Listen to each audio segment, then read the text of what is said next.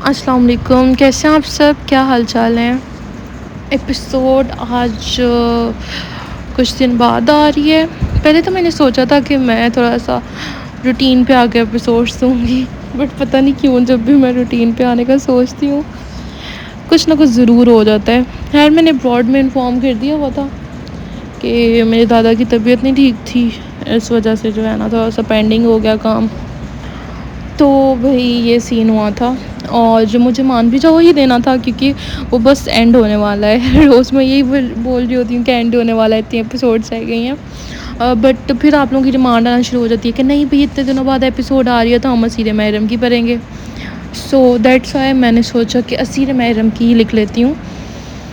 صبح میں اس کو لکھ کے تھوڑا سا میں سو گئی تھی، میں نا کوئی 10 بجے سوئی تھی، ساری رات مجھے نیند نہیں آئی۔ تھوڑا سا میں نے اسیر محرم کا لکھا ہوا تھا، پھر میں 10 بجے سو گئی، پھر میری آنکھ کھلی کوئی 6:30 بجے، وہ بھی مما کی اتنی آوازوں پہ۔ فائنلی میں 6:30 بجے اٹھی تھی شام کے۔ اس کے بعد جی ایک نماز قضا ہو چکی تھی، ایک آلموسٹ ہونے والی تھی، نمازیں وغیرہ پڑھ کے، اور میری پھپھو بھی آئی ہوئی تھی تو ان سے ملا جا کے۔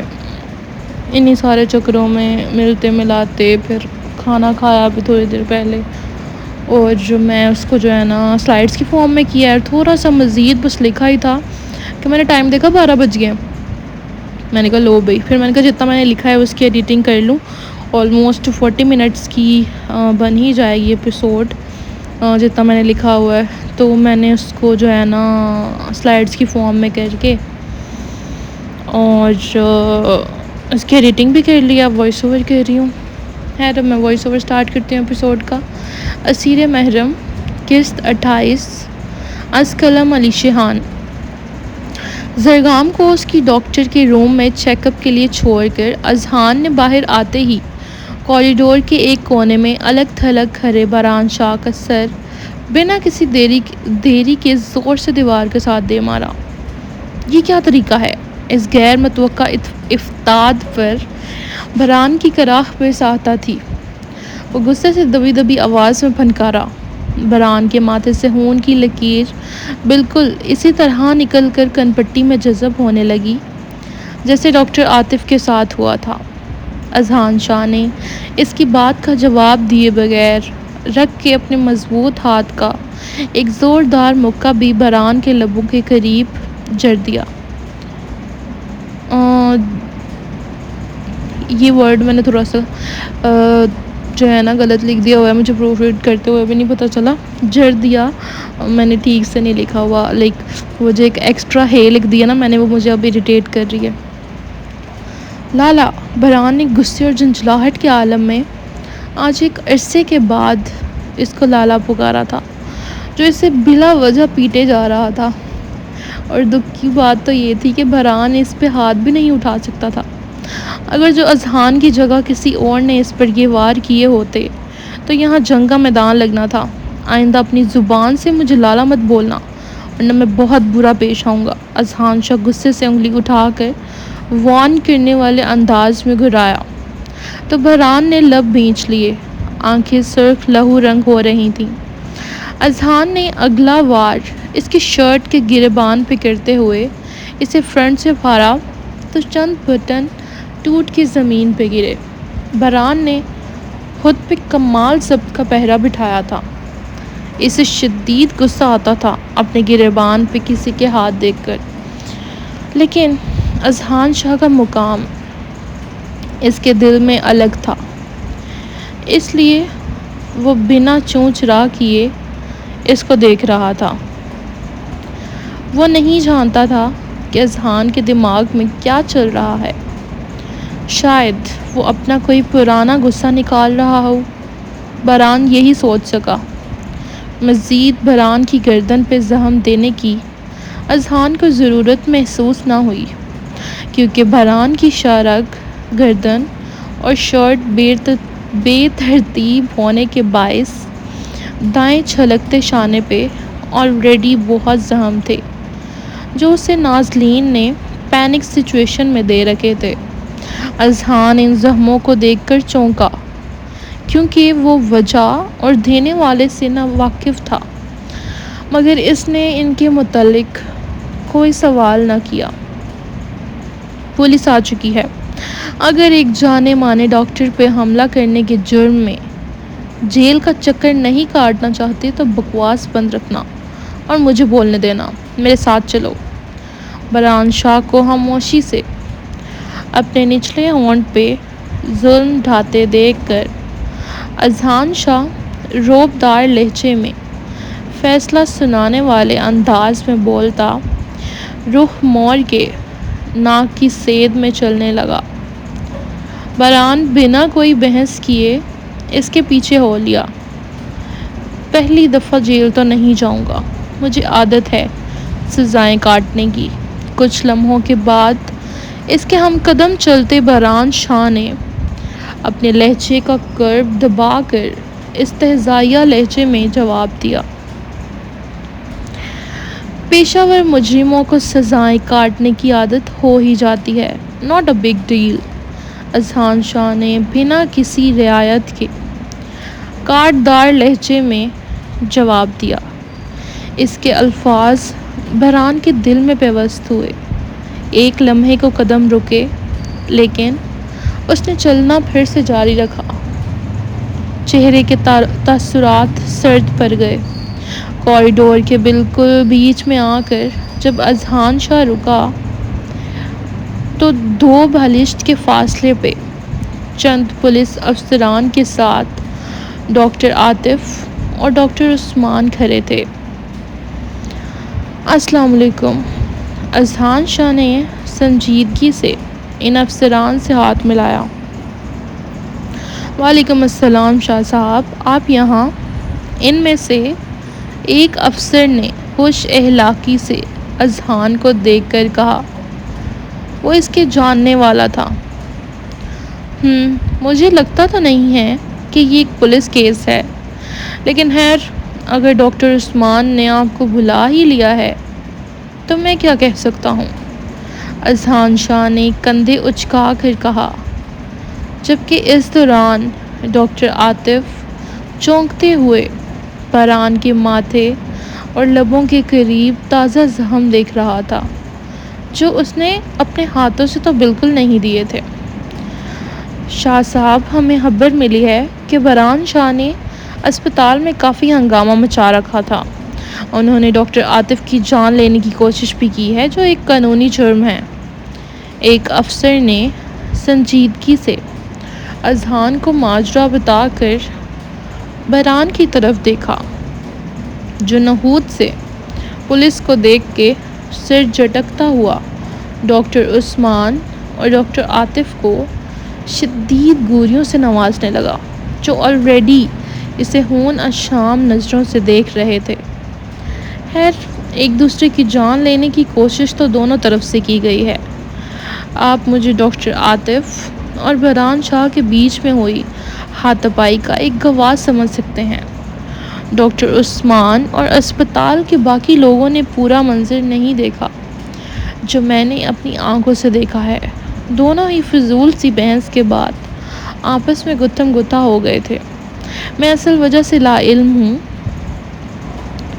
لیکن ایک دوسرے کو زخم دونوں نے برابر دیے ہیں۔ جیسا کہ آپ دیکھ سکتے ہیں، برہان کے سر پہ گہری چوٹ آئی ہے۔ مجھے لگ رہا ہے کہ اس سے ڈاکٹر عاطف سے زیادہ ٹانکے لگیں گے۔ اذہان شاہ نے گلا کھنکھار کر بہت ہی افسوس سے برہان کے ماتھے سے نکلتے خون کی طرف پولیس افسران کو متوجہ کروایا، جس پر انہوں نے او کے انداز میں ہونٹ سکورے۔ ڈاکٹر عثمان حیران ہوئے۔ وہ نہیں جانتے تھے کہ برہان نے مار کب کھائی ہے۔ وہ تو اس سارے وقت میں جلاد بنا رہا تھا۔ لیکن پھر ڈاکٹر عثمان کو لگا کہ شاید ان کی جان بچا کے بھاگنے کے بعد ڈاکٹر عاطف نے اس پہ جوابی حملہ کیا ہو۔ مجھے تو لگ رہا ہے کہ برہان کے سینے اور گردن کے زخم بھی ہیل ہونے میں کافی ٹائم لیں گے۔ کافی بے دردی سے وار کیا گیا ہے، رائٹ؟ اذہان شاہ نے افسر کو بولنے کا موقع دیے بغیر ایک اچٹتی نگاہ برہان کی زخمی سینے پہ ڈال کر مزید کہا۔ برہان شاہ نے بے احتیاط پہلو بدلا، جبکہ ڈاکٹر عاطف نے اذہان کی چالاکی بانپ کر خاموشی سے آئیبرو اٹھایا۔ لیکن شاہ صاحب، آپ کے کزن برہان نے ڈاکٹر صاحب پر حملہ کرنے میں پہل کی تھی، پولیس افسر نے متوازن لہجے میں کہا۔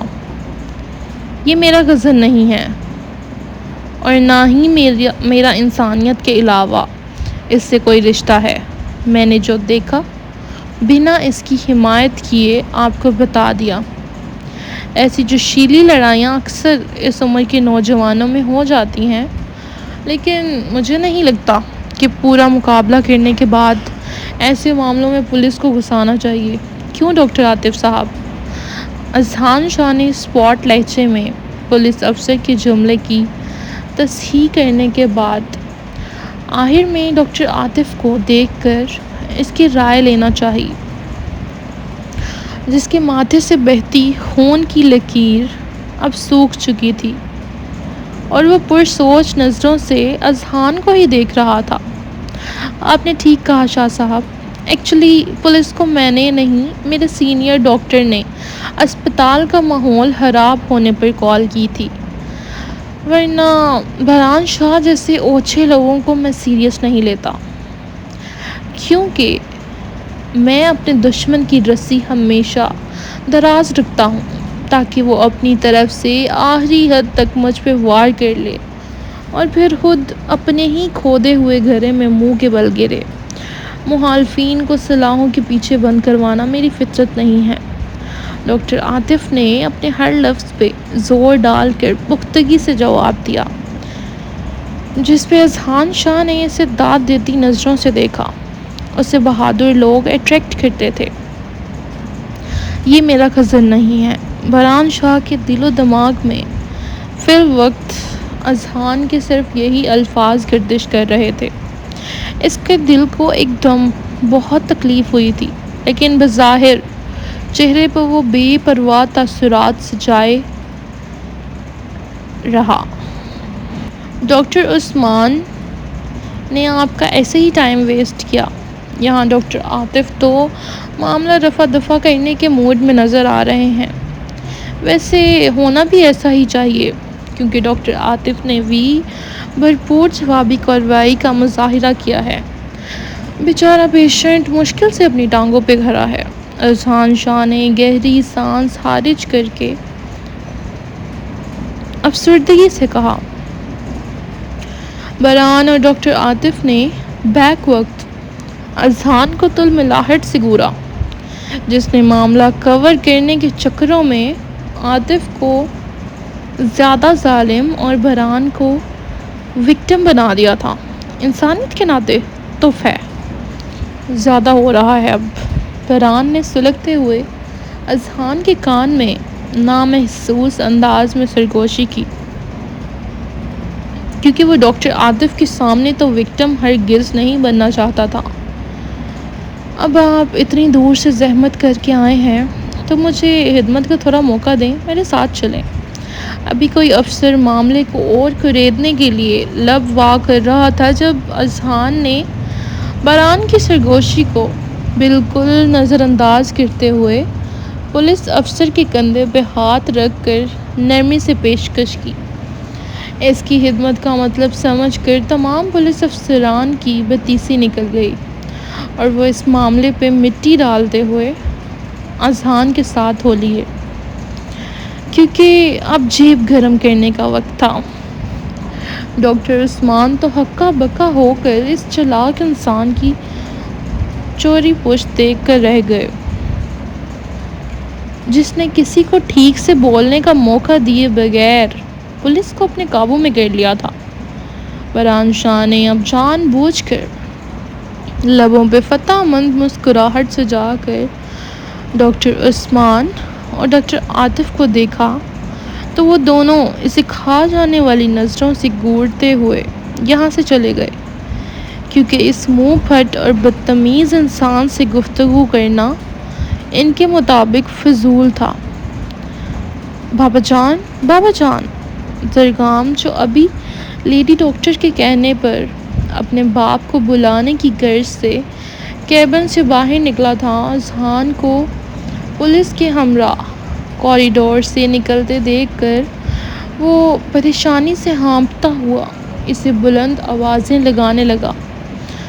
اذہان اور بران نے بیک وقت مڑ کر اس کی طرف دیکھا۔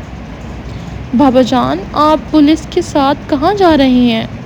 زرگام نے اپنی آواز کی نمی پہ قابو پا کر دور سے ہی بےتابی سے سوال کیا۔ وہ بچہ تھا، اس لیے جلدی پریشان ہو گیا تھا، کیونکہ اس نے کارٹونز یا ڈراموں میں پولیس کو صرف مجرم کو اٹھا کے جیل میں پٹکتے اور ہتھکڑیاں لگاتے ہی دیکھا تھا۔ زرگام، وہیں پہ کھڑے ہو جاؤ۔ Give me a few minutes, I will be right back۔ اذہان نے پولیس افسر کے شانے سے ہاتھ اٹھا کر دور سے ہی نرم لہجے میں اپنے بیٹے کو تسلی دی، جس پر وہ الجھتا ہوا سر کو ہم دے کر رہ گیا۔ اذہان اور پولیس افسران جا چکے تھے، جبکہ بران شاہ نچلا ہونٹ مسلسل چباتا ہوا زرگام کو دیکھنے میں مصروف تھا، جو اس سے چند قدموں کے فاصلے پر ہی انگلیاں موڑ رہا تھا۔ ہے کم ہیئر۔ بران اور زرگام کی نگاہیں جیسے ہی ملیں، بران نے ہاتھ کے اشارے سے نرم لہجے میں اس کو اپنے پاس بلایا۔ زرگام چونک کر اسے دیکھتا چھوٹے چھوٹے قدم اٹھاتے ہوئے اس کے پاس آیا۔ آپ کو کیا ہوا ہے انکل؟ کس نے مارا ہے؟ اس کے گھٹنے تک آتے زرگام شاہ نے سر اٹھا کر بڑی ہی معصومیت اور رحم دلی سے بران کے زخموں کو دیکھتے ہوئے سوال کیا۔ زرگام کو وہ بہت اچھے سے یاد تھا، جس نے کمپاؤنڈر کی اچھی خاصی دھلائی کی تھی۔ آپ کے بابا نے مارا ہے۔ بران جھک کر گھٹنوں کے بل زرگام کے بالکل سامنے بیٹھا اور خود پہ کنٹرول کھو کے اس کی ننھی سفید ہتھیلیاں تھامتا ہوا اپنے لبوں سے لگاتے ہوئے صاف گوئی سے بولا، واٹ؟ زرگام کی حیرت بجا تھی۔ اس کا باپ بھلا کسی کو بے فضول کیوں مارے گا؟ میرے بابا نے آپ کو سیو کیا تھا، مارا تو نہیں۔ زرگام نے پرائیویٹ روم کے دروازے پہ کھڑا رہ کر جتنا دیکھا اتنا ہی یاد کر کے جتانے والے انداز میں بولا، سیو کرنے کے بعد مارا بھی تھا، پوچھ لینا اپنے بابا سے۔ بران نے ناک چڑھا کر شکایتی لہجے میں کہا۔ اسے ایک عرصہ ہوا تھا کسی کے ساتھ اتنی نارمل اور نرم ٹون میں بات کیے، لیکن زرگام جب اس کے سامنے آتا تھا، بران کا لہجہ خود بخود نارمل ہو جاتا تھا۔ تو اس لیے پولیس کو آپ نے بلایا ہے تاکہ وہ میرے بابا کو جیل لے جا کے ڈشم کر سکیں؟ زرگام نے خفا نظروں سے بران کو دیکھ کر ڈاؤٹ سے استفسار کرتے ہوئے اس سے اپنے ہاتھ چھڑوا لیے۔ میں نے پولیس کو نہیں بلایا، اور رہی آپ کے بابا کی بات، تو انہیں کوئی ڈشم نہیں کر سکتا۔ زرگام کو اپنی چھوٹی سی ناک پہ غصہ لیے باپ کے پیچھے بھاگنے کی تیاری پکڑتے دیکھ کر بران نے بر وقت اسے کندھوں سے تھام کر اپنے قریب کیا اور سنجیدگی سے اسی کے انداز میں جواب دیتے اسے شانت کرنا چاہا۔ تو پھر میرے بابا پولیس کے ساتھ کیوں گئے ہیں؟ زرگام نے الجھ کر وجہ جاننی چاہی۔ بران شاہ نے اپنے لبوں پر ابھرنے والی ایک ٹیڑھی مسکراہٹ کو بڑی مشکل سے دبایا۔ وہ چاہتا تو اپنی عجزی کا مظاہرہ کرتے ہوئے کہاں پہ چلا گیا؟ ابے یار، ایک تو لائنز غائب ہو جاتی ہیں۔ Wait a minute. ہاں، مظاہرہ کرتے ہوئے زرگام کے معصوم ذہن میں یہ ڈال سکتا تھا کہ اس کا باپ پولیس کو رشوت دینے گیا ہے، لیکن زرگام کی ان موٹی فکر مند آنکھوں کو دیکھ کر اس کا دل پگھل گیا۔ وہ پولیس والوں کو چائے پانی پلانے گئے ہیں۔ برہان نے اپنے بے ترتیب گریبان کو درست کرتے ہوئے سرکش مسکراہٹ کے ساتھ کہا، چائے اتنی گرمی میں؟ I don't like چائے۔ زرگام نے معصومیت سے اپنی چھوٹی سی ناک سکوڑی۔ چائے نہیں پسند؟ تو پھر کیا پسند ہے آپ کو؟ برہان نے اس کی ناک اپنے انگوٹھے سے دباتے ہوئے دلچسپی سے پوچھا۔ مجھے میرے چاچو جان پسند ہیں، بہت زیادہ۔ I just love him۔ زرگام نے معصومیت سے لبوں پہ مسکراہٹ سے جا کر بازوؤں کو وا کرتے ہوئے بڑی محبت سے جواب دیا۔ اسے ایک دم تراب شاہ بہت زیادہ یاد آنے لگا تھا۔ اس کے ٹکے سے جواب پر برہان شاہ نے دانت کچکچائے۔ وہ کم از کم یہ جواب بالکل نہیں سننا چاہتا تھا۔ لیکن میں کھانے پینے کے بارے میں پوچھ رہا ہوں۔ برہان نے جھنجھلا کر اسے اپنے سوال کی تھوڑی وضاحت دی۔ مجھے چائے کی بجائے کولڈ کافی پسند ہے، کیونکہ چاچو کو بھی پسند ہے نا۔ زرگام نے اپنے اس جواب میں بھی اپنے چاچو کا حوالہ دینا ضروری سمجھا۔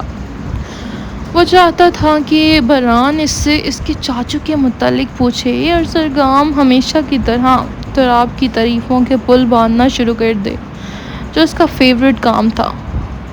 تمہارے چاچو کو تو ہر وقت زہر اگلنا بھی پسند ہے، تمہیں بھی پسند ہے کیا؟ چاچو نامہ سن کر برہان ہتھے سے اکھڑتا ہوا ناگواری سے بولا تو زرگام نے حیرت زدہ ہو کر اس کے تلملاتے تاثرات دیکھے۔ What do you mean؟ زرگام نے آنکھیں پھیلا کر نہ سمجھی سے اس کی بات کا مطلب جاننا چاہا۔ زرگام، یہاں میرے پاس آؤ۔ چاچو نے سمجھایا تھا نا کہ اسٹرینجر سے بات نہیں کرتے۔ برہان کچھ بولنے ہی والا تھا جب ان سے چند قدموں کے فاصلے پہ کھڑا اذہان، جو ان کی آخری باتیں سن چکا تھا، سنجیدگی سے بیٹے کو اپنی طرف متوجہ کرنے لگا۔ او یس بابا، آپ آ گئے۔ زرگام اپنے بازوؤں سے برہان کے ہاتھ ہٹا کر بھاگنے کے انداز میں اذہان کی طرف بڑھتا اس کی ٹانگوں سے لپٹ گیا۔ اپنے لیے اسٹرینجر کا لفظ برہان کو بے حد چبھا تھا۔ اس نے بہت شدت سے زرگام کا خود سے دور ہونا نوٹ کیا تھا۔ ہاں میری جان، بس ایک ضروری کام سے گیا تھا۔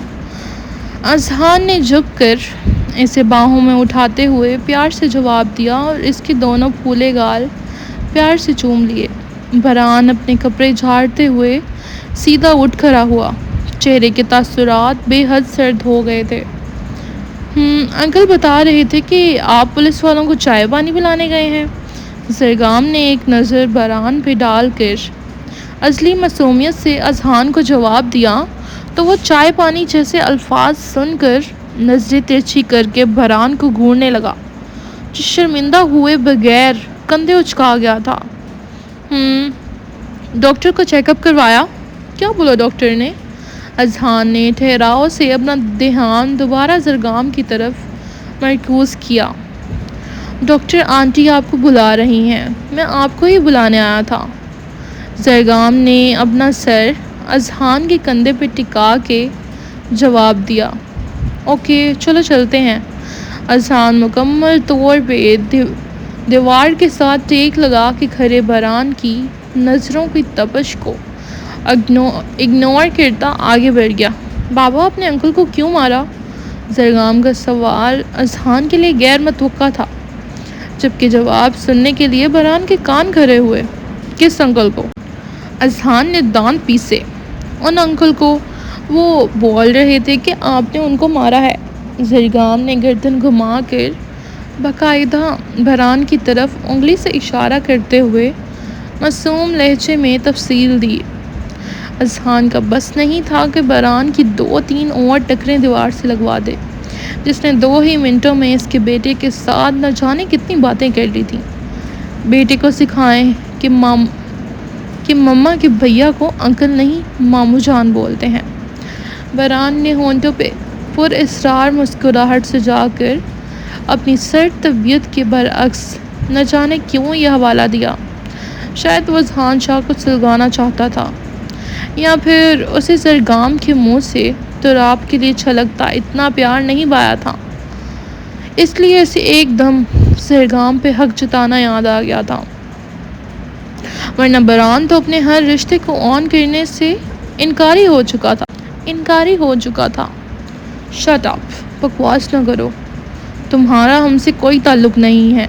اذہان شاہ ایک دم غصے میں آ کر بران پہ گھرایا تو زرگام نے سہم کر اس کی شرٹ اپنی مٹھیوں میں بھینچ لی۔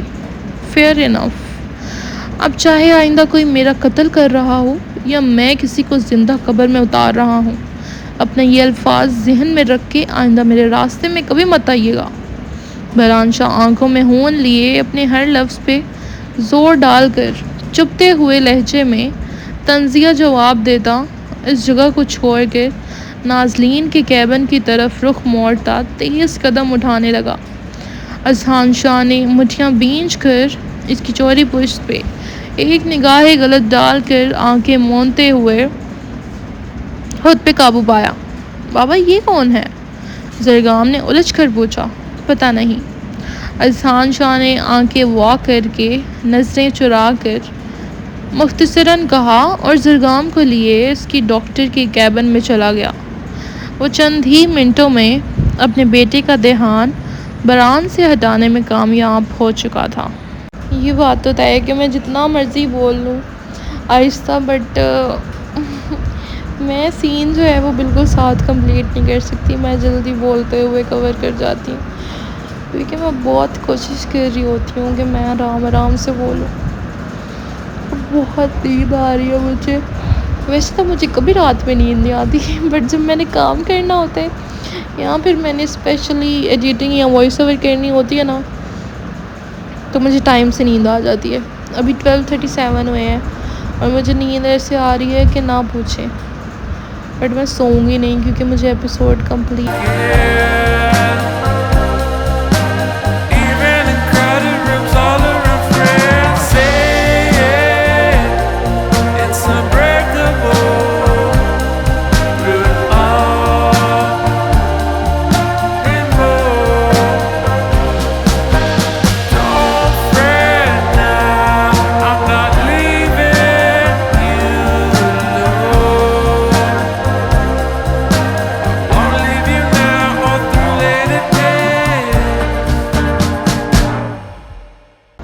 فجر کا وقت ہوا تو حالے کے فون پر اذان کے الارم نے بجنا شروع کر دیا۔ موبائل کے اسپیکر سے آتی اذان کی آواز پورے کمرے میں گونجنے لگی۔ حالے نے تیزی سے اپنی آنکھیں کھولیں، نیند تو بہت آ رہی تھی مگر اس نے جھٹلا دیا کیونکہ کل بھی اس کی نماز قضا ہو چکی تھی۔ وہ آنکھیں کھولتے ہی ایک دم اٹھنے والی تھی جب اسے اپنا وجود کسی صحت گرفت میں محسوس ہوا۔ حالے نے ڈم لائٹ کی روشنی میں آنکھیں پھیلا کر ہڑبڑاتے ہوئے تراب کو بستر پر پھیل کے لیٹے ہوئے دیکھا۔ اس نے بیچاری حالے کو شاید واقعی تکیہ سمجھ لیا تھا۔ اس کی رات والی شرائط یاد کر کے حالے کے گال پل میں سرخ پڑے، اور پھر وہ جو اس نے خود ہمت کر کے 5ویں شرط کو پورا کیا تھا۔ حالے کا دل نیند سے جاگتے ہی وہ سب یاد کرتا زوروں سے دھڑکنے لگا۔ سرخی پورے چہرے پہ چھا گئی، اپنی حرکت پر خود ہی ڈھیروں شرم محسوس ہونے لگی۔ نہ جانے اس نے صحیح کیا تھا یا غلط، وہ ایک دفعہ پھر کنفیوز ہوئی، لیکن اس نے جو بھی کیا تھا صرف اپنے شوہر کی خفگی کو دور کرنے کے ڈر سے کیا تھا۔ وہ ہلکا سا لرزتی ہوئی بہت نرمی سے اس کا بازو اپنے اوپر سے اٹھانے لگی۔ حالے کو سمجھ نہیں آ رہی تھی کہ وہ اس کا وزنی بازو آخر کس طرح اپنے اوپر سے ہٹائے۔ اس کی جان جوکھوں میں تھی۔ بہت ساری کوششوں کے بعد بھی حالے اسے دور کرنے میں کامیاب نہ ہو پائی کیونکہ وہ بہت گہری نیند میں تھا۔ اذان کے بلند الارم نے بھی اس کو نہیں اٹھایا تھا۔ تو رات نماز کا ٹائم ہو گیا ہے۔ بلاخر حالے نے اس کا کندھا ذرا سا ہلا کر اسے جگانے کی سعی کی۔ وہ چاہتی تھی کہ اسی بہانے تراب بھی اٹھ کر اللہ کی عبادت کر لے۔ تراب نے نیند میں غائب دماغی سے ہنکارہ بھر کے اپنے بازو کی گرفت سخت کر دی۔ باہر اتنی تیز بارش ہو رہی ہے اور میں ایپیسوڈ کی وائس اوور کر رہی ہوں۔ اب مجھے ڈر ہے کہ کہیں لائٹ نہ خراب ہو جائے، کیونکہ اکثر جب تیز بارش ہوتی ہے نا تو لائٹ آف ہو جاتی ہے۔ نماز پڑھنی ہے مجھے، چھوڑیں تراب، حالے روحان سی ہوئی۔ اچھا 5 منٹ رکو، تراب نے بگڑتے موڈ کے ساتھ آنکھیں کھولے بغیر کہتے ہوئے اپنا چہرہ چھپا لیا۔ وہ بہت پرسکون نیند میں لگ رہا تھا۔ حالے کا دم خشک ہوا، مگر وہ خاموشی سے 5 منٹ گزرنے کا انتظار کرنے لگی، کیونکہ ابھی تو نماز میں بہت وقت تھا۔ اس نے ایک شرمیلی سی مسکراہٹ کے ساتھ اس کو اپنے اتنے نزدیک دیکھ کر، وہ ہل بھی نہیں رہی تھی، جبکہ وہ یوں سو رہا تھا جیسے صدیوں بعد سونا نصیب ہوا ہو۔ تو رات 5 منٹ گزر گئے ہیں، اب تو پیچھے ہو جائیں۔ حالے نے تقریباً 5 منٹ تک انتظار کرنے کے بعد بہت ہمت سے اس کو دوبارہ پکارا۔ ابے یار کیا تماشا ہے! اپنی نیند میں خلل پڑنے پر وہ تلملا کر حالے سے دور ہوتا آنکھیں وا کر کے بیزاری سے بولا، اور اپنی سرخی چلکتی آنکھوں سے اسے گوری سے نواز کے اپنا سر اپنے تکیے پہ رکھ لیا۔ وہ نماز کا ٹائم ہو گیا تھا اس لیے۔ حالے نے حلق میں اٹکتی سانسوں کے درمیان خجل ہوتے ہوئے صفائی دی۔ تو جاؤ پڑھو نماز، مجھے کیوں تنگ کیا ہوا ہے؟ لو جی لائٹ چلی گئی ہے۔ وہ منہ کے زاویے بگاڑ کر تیوری چڑھا کے بولا، مگر آواز مدھم رکھی۔ آپ نے نہیں پڑھنی؟ حالے نے ہمت سے اس کو بھی لگے ہاتھ عبادت کی دعوت دی۔ کیا میں نے کبھی تمہارے اور اللہ کے معاملوں میں انٹرفیئر کیا ہے؟ تراب نے دانت پیس کر طنزیہ لہجے میں پوچھا۔ تھکاوٹ کی وجہ سے اٹھنے کی ہمت جو نہیں ہو رہی تھی، اور کچھ شیطان تھپکا کے سلاتا ہوا مزید نیند اس پہ حاوی کر رہا تھا، اس لیے حالے کا سوال سن کر وہ برا منہ بنا کے رہ گیا۔ پاکستان میں بھی اس کا باپ کتنی مشکل سے اس کو فجر کے لیے اٹھاتا تھا۔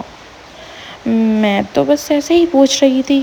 حالے اس کے 2 ٹوک جواب کو سن کر بخلاتے ہوئے بولتی فوراً بستر سے اٹھی اور دوپٹے کو تلاش کرنے کے لیے سائڈ لیمپ آن کر لیا۔ وہ میرا دوپٹہ آپ کے نیچے ہے۔ تو رات کو دوبارہ سونے کے لیے آنکھیں بند کرتے دیکھ کر حالے کی نظر اچانک اس کے پیٹ کے نیچے دبے اپنے آنچل پر گئی، تو وہ انگلیاں موڑتے ہوئے بولی۔ وہ رات والی شرائط پوری کرنے کے بعد اس سے نظریں ملانے سے گریز برت رہی تھی۔ حیا آ رہی تھی۔ الماری میں اور دوپٹے ختم ہو گئے ہیں جو تمہیں یہی لینا ہے؟ صاف کہو نا کہ میں تمہیں سوتا ہوا اچھا نہیں لگ رہا۔ تراب نے خفکی سے اپنے نیچے سے دوپٹہ نکال کر اس کی طرف اچھالتے ہوئے جوابی کارروائی کی، ساتھ ہی ایک نگاہ اس کے سراپے پہ بھی ڈالی، جو دوپٹے کے بغیر کسی بھی عابد و زاہد کا ایمان ڈگمگا سکتا تھا۔ ایسا نہیں ہے، آپ سو جائیں۔ حالے بیچاری تو اس کے الزام پہ گھبرا گئی۔ کیوں سو جاؤں؟ تم کیا چاہتی ہو کہ صرف تم ہی نماز پڑھ کے اللہ کے سامنے نیک بنو اور میں سو کے گنہگار بنتا ہوا فرشتوں کی لعن طعن وصول کرتا رہوں؟ اسی لیے ایسے مشورے دے رہی ہو مجھے؟ تراب شاہ نے اس کی گھبرائی صورت سے محظوظ ہو کر اب کی دفعہ اسے جان بوجھ کر تنگ کیا، مگر بے حد مصنوعی سنجیدگی سے۔ استغفار، میں ایسا کیوں چاہوں گی تراب؟ اپنے وجود پہ دوپٹہ اوڑھتی ہوئی حالے بیچاری رونے والی ہو گئی تھی۔ یہ تو تمہیں ہی بہتر پتہ ہو سکتا ہے، اب جاؤ جا کے وضو کرو اور نماز پڑھو۔ تو رات نے اپنے تکیے کو باہوں میں جکڑ کے آئی رول کرتے ہوئے جواب دیا۔ وہ پھر سے سونے کی تیاری پکڑ رہا تھا، ذرا جو اٹھ کے نماز پڑھنے کی شرم آئی ہو۔ ابھی الزام تو ایسے لگا رہا تھا جیسے گنہگار ہونے سے اس بندے کو بہت ہی ڈر لگتا ہو۔ حالت تعصب سے اس کا دیکھتی باتھ روم میں چلی گئی۔ تھوڑی دیر میں وہ وضو کر کے آ گئی تھی۔ اس نے چائے نماز بچھا کر سر پہ حجاب لپیٹتے ہوئے نماز کی نیت باندھی اور پورے فوکس کے ساتھ نماز پڑھنے لگی۔ تو راب نے تکیے سے سر اٹھا کر اس کو تھوڑی دیر دیکھا اور پھر اس کو اتنے سکون سے نماز پڑھتے دیکھ کر نہ جانے کب اس کی آنکھ لگ گئی۔ دل نے تھوڑی شرم دلائی کہ اٹھ کے یہ چھوٹی سی نماز ادا کر لے، لیکن شیطان بالآخر اسے سلانے میں کامیاب ہو گیا تھا۔ حالے نے ساری نماز مکمل کرنے کے بعد اللہ کے حضور دعا مانگ کے جائے نماز کو بہت سلیقے سے تہہ لگائی اور تراب کی طرف آ کے اس پہ ہلکی سی پھونک مار کے اب اس کا ارادہ تھوڑی دیر سونے کا تھا۔ تراب کو گہری سانسیں بھرتے ہوئے اپنی نیند میں گم دیکھ کر حالے بیڈ کی دوسری سائڈ پہ جا کر سو گئی۔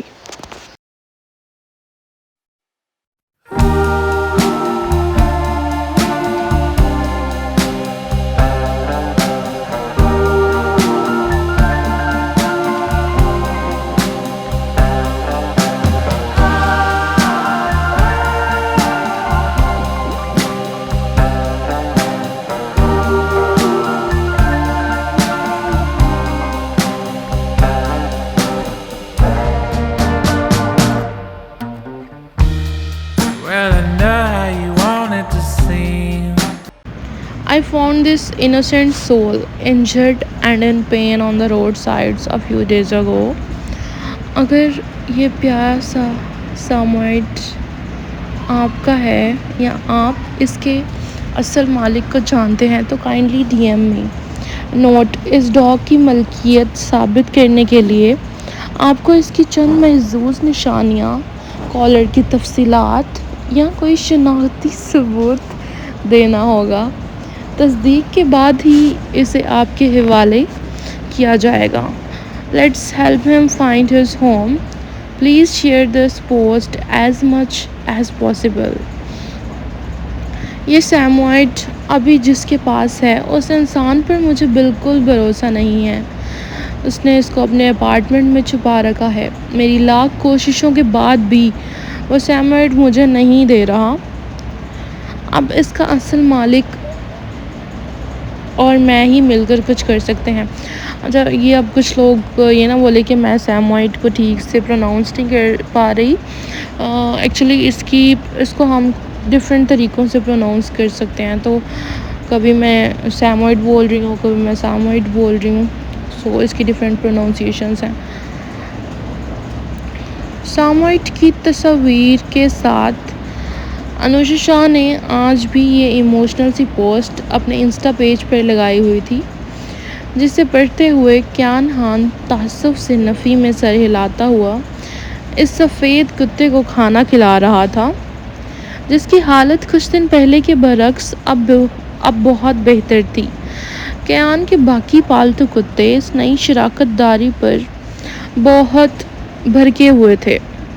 جب وہ ساموائٹ کو پہلے دن اپنے گھر لایا تھا تب ہی اس کے پہلے کتے جیلس ہو کر اس بیچارے پہ اٹیک کرنے والے تھے، جس کے باعث ساموائٹ بہت ڈر گیا تھا۔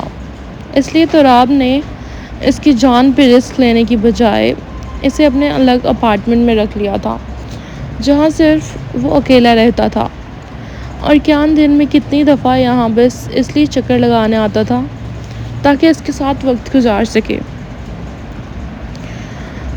یہ کتا اسے سارے پالتو جانوروں میں سب سے زیادہ معصوم اور پیار کا بھوکا لگا تھا۔ کیان کو دیکھتے ہی وہ دم ہلا کر اچھلنا شروع کر دیتا تھا۔ ابھی دن ہی کتنے ہوئے تھے اسے اس کا نمک کھاتے، لیکن ہاں اکثر ساموائٹ اداس بھی ہو جاتا تھا، شاید اپنے پرانے مالک کو یاد کر کے، یا نہ جانے کیوں۔ کیان خان جانتا تھا کہ ابھی تھوڑی ہی دیر میں اس کے اپارٹمنٹ کی گھنٹی بجے گی کیونکہ انوشا میڈم اسے انسٹا پہ میسج کر کے آگاہ کر چکی تھی کہ وہ آج کچھ نئے امیدواروں کو لے کر آئے گی جن میں سے کوئی ایک اس کا اصل مالک ہوگا۔ یہ سب وہ اسٹور سے جیلس ہو کے کر رہی تھی جب سے کیان نے اس سیموائٹ کو اپنی حفاظت میں لیا تھا، اور کیان ہان یہ سب انجوائے کر رہا تھا۔ اسے مزہ آ رہا تھا کتنے دنوں سے انوشا کی جھلی بنی شکل دیکھ کر۔ انوشا نے اپنے انسٹا پیج پر بہت دن سے سیموائٹ کی گمشدگی کے متعلق ریلز اور پوسٹ لگانا شروع کی تھی۔ جب کیان کے فار یو پر وہ پوسٹ آئی تو اس نے ہنستے ہوئے اسے چرانے کے لیے اس کی سٹوری پر طنزیہ رپلائی دینا شروع کر دیے، جیسے I am waiting for the results, ہاں I am so scared from now, اگر اصل مالک کے ساتھ میرے گھر پہ پولیس بھی آ گئی تو just letting you know Leo is completely in love with his new owner. Kiaan نے سیموائٹ کا نام لیو رکھ دیا ہوا تھا۔ اللہ صبر دے مجھ سے اور لیو سے جلنے والوں کو۔ ایسے کتنے ہی طنزیہ رپلائی وہ کبھی انوشا کی سٹوریز پہ دیتا تھا تو کبھی اس کی پوسٹ پر اسے جلانے کے لیے کوئی کمنٹ کر دیتا تھا۔ فالو دونوں نے ہی ایک دوسرے کو نہیں کیا ہوا تھا، مگر سٹاکنگ آج کل جاری تھی۔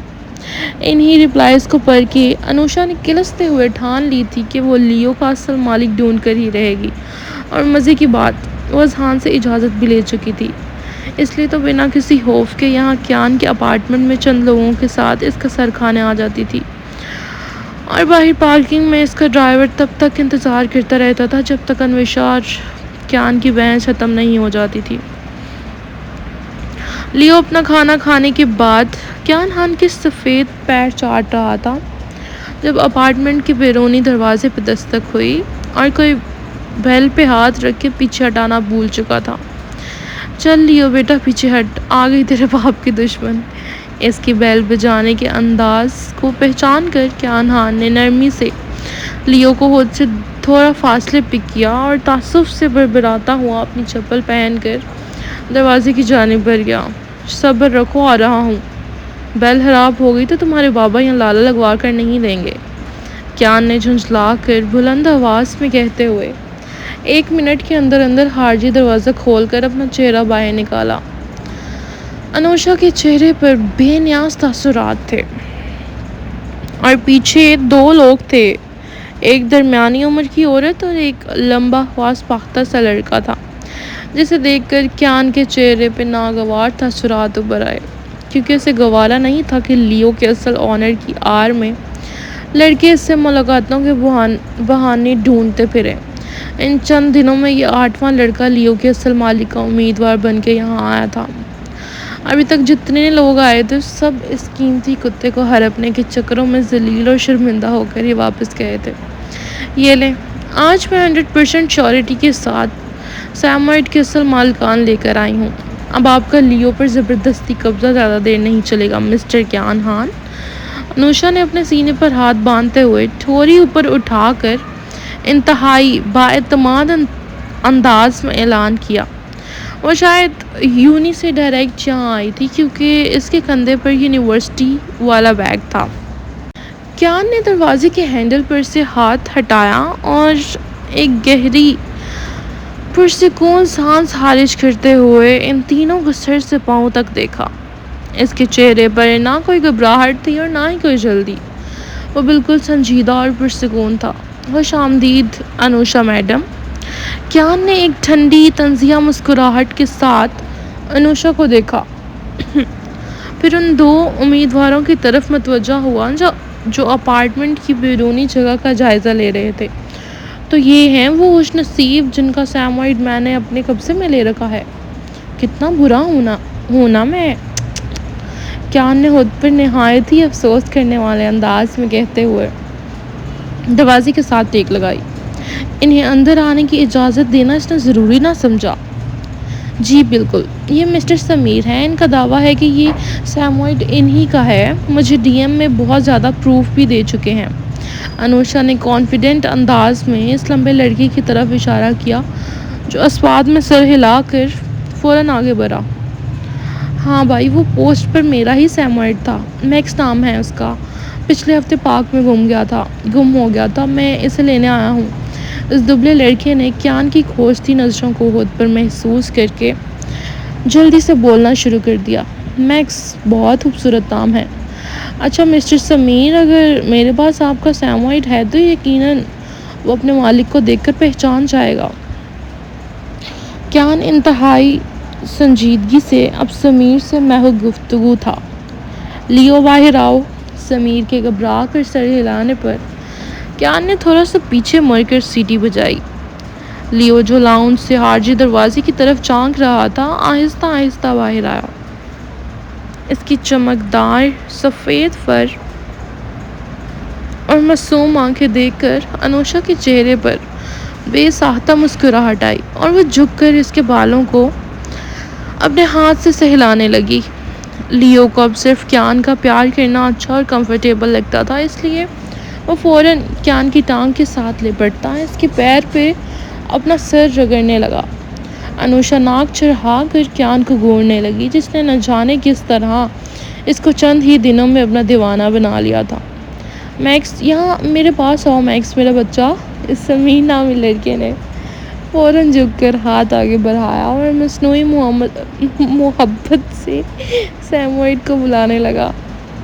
ایک تو مجھ پہ نیند اب ہیوی ہو رہی ہے بٹ میں زبردستی وائس اوور کر رہی ہوں۔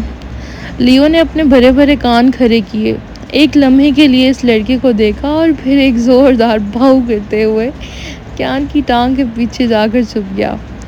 وہ شاید اس شخص کی آواز سے ہی خوفزدہ ہو گیا تھا۔ کیان کے لبوں پر ایک باریک سی مسکراہٹ ابھری۔ پہلی بات، یہ سیموائڈ اس آواز یا نام پر بالکل رسپانس نہیں دے رہا۔ دوسری بات، اگر یہ واقعی آپ کا میکس ہے تو ذرا مجھے یہ بتائیے کہ اس کے دائیں کان کے پیچھے جو زخم کا نشان ہے اس کی کیا ہسٹری ہے اور اس کے گلے میں موجود پرانے کالر کا رنگ کیا تھا؟ کیان نے جھک کر لیو کے سر پر ہاتھ پھیرا اور بالکل سنجیدہ لہجے میں سمیر سے سوالات کرتے اس کو کنفیوز کر گیا۔ انوشا نے پہلو بدلا، نہ جانے وہ ہر دفعہ سوال بدل کر کہاں سے لاتا تھا۔ ہر امیدوار سے اس کا سوال الگ ہوتا تھا۔ وہ دائیں کان پر دراصل وہ بچپن میں ایک دوسرے کتے سے لڑ پڑا تھا اور کالر شاید لال رنگ کا تھا۔ سمیر نے ہچکچا کر جواب دیا، غلط، اس کے دائیں نہیں بائیں کان کے نیچے زخم کا نشان سڑک حادثے کا ہے جو چند دن پہلے کا ہے، بچپن کا نہیں۔ اور رہی بات کالر کی، تو جب یہ مجھے ملا تھا اس کے گلے میں کوئی کالر تھا ہی نہیں۔ کیان نے نفی میں سر ہلا کر بیزاری سے کہا۔ اس کی آنکھوں میں ایک سرد حاکمیت اتر آئی۔ لڑکے کا رنگ زرد پڑ گیا۔ وہ انوشا کی طرف دیکھنے لگا جو اب خود الجھن اور شرمندگی کے عالم میں اس لڑکے کو گھور رہی تھی۔ آپ جھوٹ بول رہے ہیں۔ لڑکے نے بات سنبھالنے کی کوشش کی۔ میں جھوٹ بول رہا ہوں؟ کیان نے دھیرے سے قدم آگے بڑھایا۔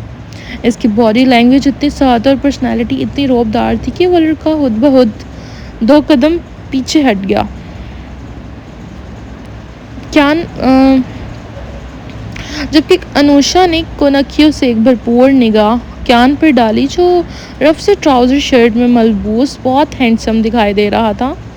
بھورے بال ماتھے پہ بکھرے تھے جبکہ گہری سبز آنکھوں میں ہلکی سی سرخی تھی۔ اگر تم اگلے 2 منٹ میں یہاں سے خود نہ نکلے تو میں پولیس کو فون کر کے تم پر فراڈ کی FIR کٹوا دوں گا۔ اب فیصلہ تمہارا ہے، سیموائڈ چاہیے یا جیل؟ سمیر کو بحث کے لیے پھر سے ہونٹ واک کرتے دیکھ کر کیان کی آواز میں ایسی برفانی ٹھنڈک اور سنجیدگی اتری تھی کہ وہ لڑکا ہڑبڑا کر فوراً سوری بھائی بولتے ہوئے الٹے قدموں یہاں سے بھاگتا چلا گیا۔ انوشا کا منہ کھلے کا کھلا رہ گیا۔ اس نے کیان کی طنزیہ مسکراہٹ اور تعصب بھری نگاہوں کو نظر انداز کر کے جلدی سے دوسری خاتون کی طرف دیکھا جو شاید سمیر کی طرح ہی الٹے قدم لینے کا سوچ رہی تھی۔ آنٹی آپ بتائیں نا، انوشا نے کھسیانے انداز میں مسکرا کر اس خاتون کے شانے پر نرمی سے ہاتھ رکھتے اس کو حوصلہ دیا۔ بیٹا انوشا، میرا والا سیموائڈ نہیں ہے یہ، میرے والے کے دم پہ تھوڑا سا دھبا تھا، تھوڑا سیاہ دھبا تھا۔ خاتون نے کیان کا تیکھا اور غضبناک روپ دیکھ کر لیو کی طرف دیکھا جو کیان کے پیروں میں سکون سے بیٹھا تھا، اور پھر اپنی گھبراہٹ پہ قابو پانے کی غرض سے ایک لمبی سانس کھینچ کر بکھلاتی آواز میں اتنا بولتے ہی تیزی سے وہ خاتون بھی جلدی سے یہاں سے بھاگنے والے انداز میں غائب ہوئیں۔ انوشا کا رنگ جو پہلے ہی گرمی سے لال ہو رہا تھا، شرمندگی اور غصے کے باعث اور بھی لال ہوا، جبکہ مٹھیاں اس نے بھینچ رکھی تھی۔ لیو بھرے آرام سے کیان کے پیروں سے اپنا سر سہلا رہا تھا، جبکہ انوشا وہیں کھڑی تیش سے کیان کو دیکھ رہی تھی، جس کے چہرے پہ اب ایک فاتحانہ اور انتہائی شریر مسکراہٹ سج چکی تھی۔ اور کچھ امیدوار لانے ہیں میڈم، یا آج کے لیے اتنی بستی کافی ہے؟ کیان نے اپنے دونوں ہاتھ ٹراؤزر کی جیبوں میں ڈالے انوشا کے تھوڑا قریب آیا، مگر فاصلہ ہنوز قائم رکھا اور اس کے کان کے قریب جھک کر دھیمی آواز میں بہت ہی افسوس سے کہتا، دل جلانے والا کہکا لگا اٹھا۔ فائنلی وائس اوور کمپلیٹ ہو گیا۔ اسے مجھے کمپلیٹ کرنا تھا، لیکن مجھے بہت نیند آ رہی تھی اور ایپیسوڈ بھی پھر لمبی ہو جانی تھی، اپلوڈنگ نے اور سیونگ نے ٹائم لینا تھا، اسی لیے آئی تھاٹ کہ مجھے یہیں پہ اینڈ کر دینا چاہیے۔ سین ٹو بی کنٹینیوڈ کر کے ہے۔ کمنٹس میں سب نے اپنا فیوریٹ ڈائلاگ لکھنا ہے۔ چینل سبسکرائب کر دیں۔ اللہ حافظ۔